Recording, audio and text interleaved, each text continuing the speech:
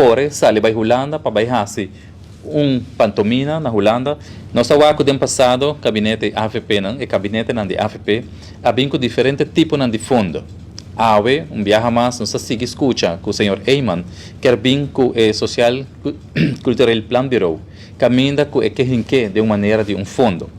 Para nós vai back de algum ano atrás, ou décadas atrás, nós por mira que o partido AFP a criar o Fundo de Desarrollo Novo San Nicolás, Fundo Plan de Barrio, Fundo de Garantia ng Hotelero, Fundo de Debenan de PPP e Fundo Bo Aruba. Agora que o senhor Eyman tem o Fundo número 6 de vista, que é o Fundo de Social Cultural Plan Bureau.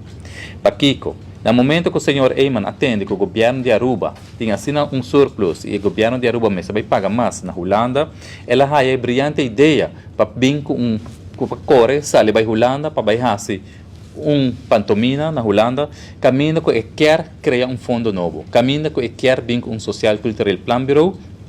com órgão, caminha mais explica algumas semanas atrás, que órgão começa a independente, órgão que vai exigir bastante fundo e bastante de expertos para trabalhar riba investigação que encerrar a área social, cultural e também econômica de nosso país.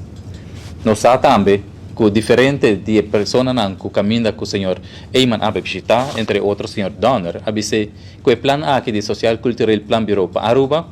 lota e lógico e realístico, la que pone assim, para sobre esta fundo, uma instância como está independente, pero que também custa milhões e milhões, mirando a característica que o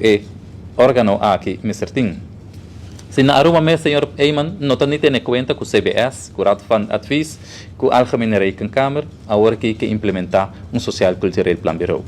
Tem em conta, para você saber que fundo número 6, que o AFP que 13, para assim a trobe, hinca nós de uma situação econômica-financeira desastrosa, e nós temos que dar leu fora de ideia aqui.